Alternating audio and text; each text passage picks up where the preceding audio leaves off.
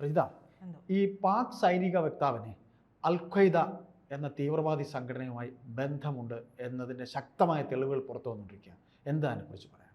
അതായത് കാലങ്ങളായി ഇന്ത്യ പറഞ്ഞുകൊണ്ടിരിക്കുന്ന കാര്യമാണ്, ഭീകരർക്ക് പാക് സഹായം ലഭിക്കുന്നുണ്ട്. അങ്ങനെ പല കാര്യങ്ങളും പല തെളിവുകളും ഇന്ത്യ പറയുമ്പോഴും പാകിസ്ഥാന്റെ സ്ഥിരമായിട്ടുള്ള ഒരു ശൈലി എന്ന് പറയുന്നത് ഞങ്ങൾക്കിതിൽ ബന്ധമില്ല, കള്ളം പറയും. അതെ, കണ്ണടച്ച് പറയുകയാണ്. പക്ഷെ ഇവര് കണ്ണടക്കുമ്പോൾ ഇവർക്ക് മാത്രമല്ലേ ഇരുട്ടാവുന്നുള്ളൂ, ബാക്കിയുള്ളവർക്ക്.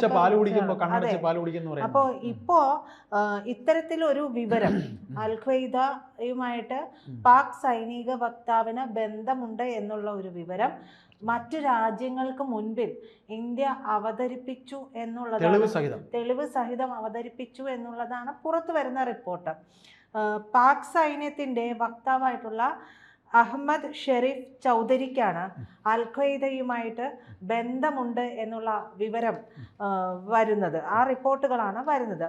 അൽ ഖ്വയ്ദ നേതാവായിട്ടുള്ള ഒസാമ ബിൻ ലാദന്റെ സുഹൃത്തായിരുന്നു ഈ പറയുന്ന ചൗധരിയുടെ പിതാവ്.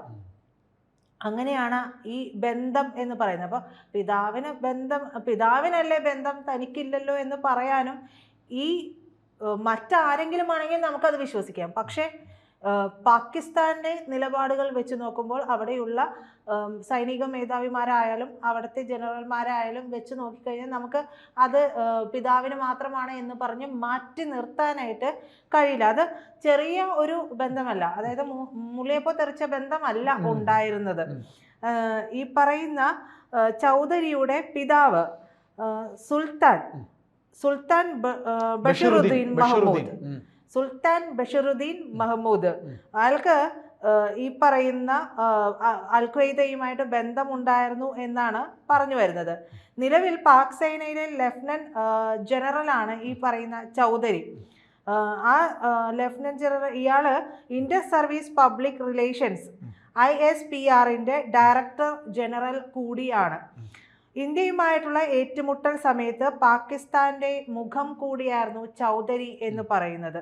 അപ്പോൾ ഈ പറയുന്ന ചൗധരിയുടെ പിതാവായിട്ടുള്ള സുൽത്താൻ ബഷറുദ്ദീൻ പാകിസ്ഥാൻ ആറ്റമിക് എനർജി കമ്മീഷൻ അംഗം എന്ന നിലയിലാണ് പ്രവർത്തനം തുടങ്ങിയത്. 1960കളിൽ പാകിസ്ഥാനിലെ ആണവ പദ്ധതിയുടെ പിൻബലം എന്ന് പറഞ്ഞുകൊണ്ടിരുന്ന ഒരു മുനീർ അഹമ്മദ് ഖാൻ എന്ന് പറഞ്ഞ ഒരു ആളുണ്ട്. അയാളുടെ വിശ്വസ്തനായി മാറുകയാണ്. പിന്നീട് ചഷ്മ ആണവ വൈദ്യുതി പ്രോജക്റ്റിന്റെ ഡയറക്ടറായിട്ട് ഈ പറയുന്ന ബഷറുദ്ദീൻ പ്രവർത്തിക്കുന്നുണ്ട്. 99ലാണ് ഈ പറയുന്ന ബഷറുദ്ദീൻ അതിൽ നിന്ന് വിരമിക്കുന്നത് തന്നെ. ഈ വിരമിച്ചതോടുകൂടി ഇയാൾ വെറുതെ ഇരുന്നില്ല. ഇയാള് ഉമ്മ തമീർ ഇ നൗ, അത് UTN എന്ന ചുരുക്കപ്പേരിൽ അറിയപ്പെടുന്ന ഒരു സംഘടന രൂപീകരിച്ചു. അതിന്റെ ഒരു സത്ത എന്ന് പറയുന്നത് ജിന്നുകളിൽ നിന്ന് വൈദ്യുതി ഉൽപ്പാദിപ്പിക്കാം എന്നുള്ളതാണ്. അതെ, ജിന്നുകളിൽ നിന്നാണ് വൈദ്യുതി ഉൽപ്പാദിപ്പിക്കാം എന്ന് പറഞ്ഞത്. ഇത് അതെ, അല്ല, ഇവരുടെ ലോജിക്ക് എന്ന് പറയുന്നത് ഇതൊക്കെ മനസ്സിലാവുന്നുണ്ടല്ലോ, എല്ലാവർക്കും ഇതൊക്കെ ഒന്ന് മനസ്സിലാവണം. ഇവർക്ക് വേണ്ടി ഹൊയ് ഹൊയ് വിളിക്കുന്നവരും കൂടെ ഇത് മനസ്സിലാക്കേണ്ടതുണ്ട്. അതെ, അപ്പൊ ഇതേക്കുറിച്ച് അദ്ദേഹം വെറുതെ പറയുകയല്ല, പുസ്തകങ്ങൾ വരെ എഴുതുകയുണ്ടായി. പുസ്തകങ്ങൾ വരെ ഇയാൾ എഴുതുകയുണ്ടായിട്ടുണ്ട്. അപ്പോൾ ഈ പുസ്തകങ്ങളെല്ലാം മറ്റുള്ളവർ പരിഹാസത്തോടെ കണ്ടു എന്നുള്ളതാണ്. എന്തായാലും അതിനുശേഷം അഫ്ഗാനിസ്ഥാനിൽ പോകുന്നുണ്ട് ഈ ബഷറുദ്ദീൻ, അതായത് ചൗധരിയുടെ പിതാവായിട്ടുള്ള സുൽത്താൻ ബഷറുദ്ദീൻ മഹ്മൂദ് അഫ്ഗാനിസ്ഥാനിലേക്ക് പോകുന്നു. മറ്റൊന്നിനുമല്ല, ബിൻ ലാദനെ കാണാൻ വേണ്ടിയിട്ടാണ് അവിടേക്ക് പോയത്.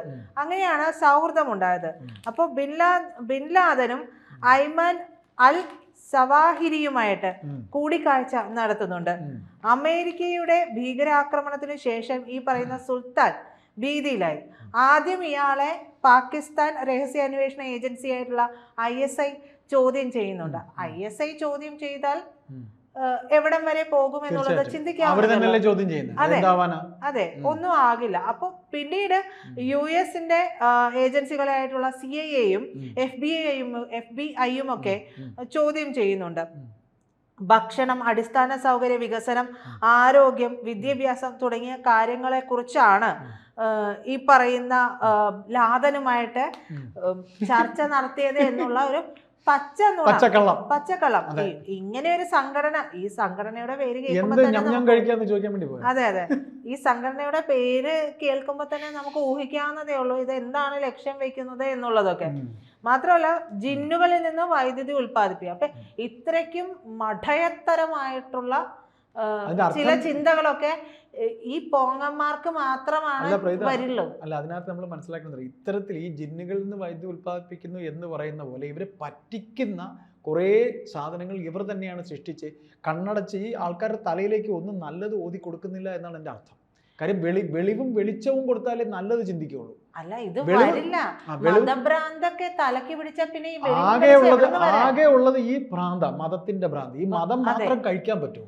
എന്തായാലും ഈ അവസാനം പാക് സർക്കാർ ഇടപെട്ട് ഇയാളെ മോചിപ്പിക്കുകയും ഒക്കെയാണ് ചെയ്തിട്ടുള്ളത്. ഇതിൽ ഒരു കാര്യം കൂടെ പറയാനുണ്ട്, ഇപ്പം പറഞ്ഞോളൂ. അതെ, അപ്പൊ എന്തായാലും ഈ ചൗധരിയുടെ പിതാവിന്റെ ഈ ബന്ധമാണ് ലോകരാഷ്ട്രങ്ങൾക്ക് മുൻപിൽ ഇന്ത്യ തെളിവുകൾ സഹിതം അവതരിപ്പിച്ചത് എന്നുള്ളതാണ് പുറത്തു വരുന്നത്. അപ്പൊ ഇത് ഒരാളല്ലേ എന്നുള്ളതല്ല, ഇത്തരത്തിൽ തന്നെയാണ് പലതരത്തിലുള്ള ഭീകര സംഘടനകളുമായിട്ട് പാകിസ്ഥാന്റെ പ്രധാന തലങ്ങളിലിരിക്കുന്ന എല്ലാവർക്കുമുള്ള ചിന്ത. ഞാൻ പ്രധാന തലങ്ങളിൽ മേധാവികൾ എന്ന് പറയുന്നവരൊക്കെ തന്നെ ഇത്തരത്തിലുള്ള ആൾക്കാർ. അതെ. ഇപ്പോ അസിം മുനീർ എന്ന് പറയുന്ന മേധാവിയുടെ മതഭ്രാന്താണ് സത്യത്തിൽ ഈ ഒരു സൈനിക നടപടികളിലേക്ക് പോലും ഇന്ത്യയോടുള്ള അന്ധമായ വിരോധം. അതെ, അന്ധമായ വിരോധവും വൈരാഗ്യവും ഒക്കെ തന്നെയാണ്. തലയ്ക്ക് മതഭ്രാന്ത് പിടിച്ചത് കൊണ്ടാണ് ഇന്ത്യയോട് ഇത്തരത്തിലുള്ള മതവിരോധം പോലും വൈരാഗ്യം പോലും വന്നത്. അപ്പൊ അസിം മുനീറിന്റെ ഒരു രീതി തന്നെ ഈ ഒരു സൈനിക നടപടികളിലേക്കൊക്കെ കൊണ്ട് എത്തിച്ചിട്ടുണ്ട് പാകിസ്ഥാനെ. അപ്പോൾ പാകിസ്ഥാനിലെ ജനങ്ങൾക്ക് ഒരുപക്ഷെ അവർക്ക് ഇതിലൊന്നും ഒരുപക്ഷെ താല്പര്യമുണ്ടാവില്ല. പക്ഷേ അവിടെ പാകിസ്ഥാന്റെ ഒരു എന്താ പറയാ പൊളിറ്റിക്കൽ ലീഡർഷിപ്പിന് ഒരു താല്പര്യവും പിന്നീട് മിലിറ്ററി ലീഡർഷിപ്പിന് മറ്റൊരു താല്പര്യവുമാണുള്ളത്. അത് ഈ കാലാകാലങ്ങളായിട്ട് ഇത് അങ്ങനെ തന്നെ നിൽക്കുകയാണ്. കാരണം ഇത് വെളിവോടുകൂടി ചിന്തിച്ചുകൊണ്ട് കാര്യങ്ങൾ മുന്നോട്ട് കൊണ്ടുപോകാനുള്ള ഒരു ലീഡർഷിപ്പ്, ഇപ്പൊ എന്താ പറയാ പൊളിറ്റിക്കൽ ലീഡർഷിപ്പ് പറയുകയാണ് ഇത്തരത്തിലൊരു നീക്കം വേണ്ട, അത് ഇന്ത്യയോട് ഏറ്റുമുട്ടണ്ട അല്ലെങ്കിൽ മറ്റാരോടെങ്കിലും ഏറ്റുമുട്ടണ്ട, ഭീകര നീക്കങ്ങൾ വേണ്ട എന്ന് പറഞ്ഞിട്ടുണ്ടെങ്കിൽ ഈ തലയ്ക്ക് ഭ്രാന്ത് പിടിച്ചിട്ടുള്ള ഇത്തരത്തിലുള്ള മിലിറ്ററി ലീഡർഷിപ്പ് ഉണ്ടെങ്കിൽ അവിടെ ഒന്നും ചെയ്യാൻ പറ്റില്ല. അതായത് പൊളിറ്റിക്കൽ ലീഡർഷിപ്പിനെ അട്ടിമറിക്കുന്ന സൈനിക താല്പര്യങ്ങളാണ് അവിടെ കാലകാലങ്ങളായിട്ട് വന്നിട്ടുള്ളത്. അതുകൊണ്ട് അവിടെ എല്ലാത്തിനും ഒരു അസ്ഥിരതയുണ്ട്. ആ അസ്ഥിരത തന്നെയാണ് പാകിസ്ഥാൻ. മാത്രമല്ല ഒരു പൊരുത്തമില്ലായ്മ. കാര്യം ഈ പറഞ്ഞ പോലെ കരസേനാ മേധാവി പറയുന്ന ബൈ പൊളിറ്റിക്കലി ഭരണകർത്താവ് പറയുന്നത് കേട്ടില്ലെങ്കിൽ പിന്നെ എന്തായിരിക്കും അല്ലേ രാജ്യത്ത് സംഭവിക്കുക.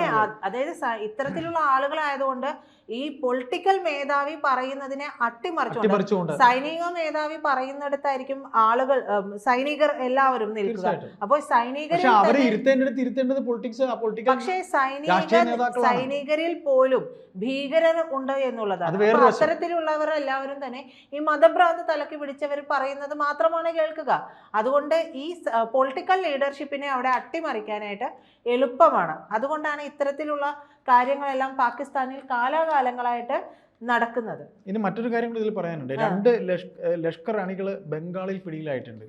അതായത് കൽക്കത്തയിൽ ലഷ്കർ ഇ തൊയ്ബ ബന്ധമുള്ള 2 പേർ പശ്ചിമ ബംഗാളിൽ അറസ്റ്റിലായിട്ടുണ്ട്. നിരോധിത സംഘടനയായ ജമാഅത്തുൽ മുജാഹിദീൻ ബംഗ്ലാദേശുമായി ബന്ധമുള്ള അജ്മോൾ ഹുസൈൻ, സെയ്ബ് അലി ഖാൻ എന്നിവരാണ് അറസ്റ്റിലായത്. രാജ്യവിരുദ്ധ സന്ദേശങ്ങൾ പ്രചരിപ്പിക്കുന്ന മോഡ്യൂളിൻ്റെ ഭാഗമാണ് ഇരുവരും എന്ന് SDF SP ഓപ്പറേഷൻസ് അറിയിച്ചിട്ടുണ്ട്. അതായത് എവിടെ നിന്നാണ് പിടിച്ചിരിക്കുന്നത്? ബംഗാളിൽ നിന്നാണ് പിടിച്ചിരിക്കുന്നത്. അത് പശ്ചിമ ബംഗാളിൽ നിന്നാണ് അവരെ 2 പേരെ പിടിച്ചിരിക്കുന്നത്. എന്തായാലും ഇന്ത്യ ഇപ്പൊ മുന്നോട്ട് വെച്ചിട്ടുള്ള ഈ തെളിവ് സഹിതമുള്ള കാര്യങ്ങളൊക്കെ ലോകരാഷ്ട്രങ്ങൾ വേണ്ട രീതിയിൽ തന്നെ കാണുമെന്ന് തന്നെ നമുക്ക് കരുതാം.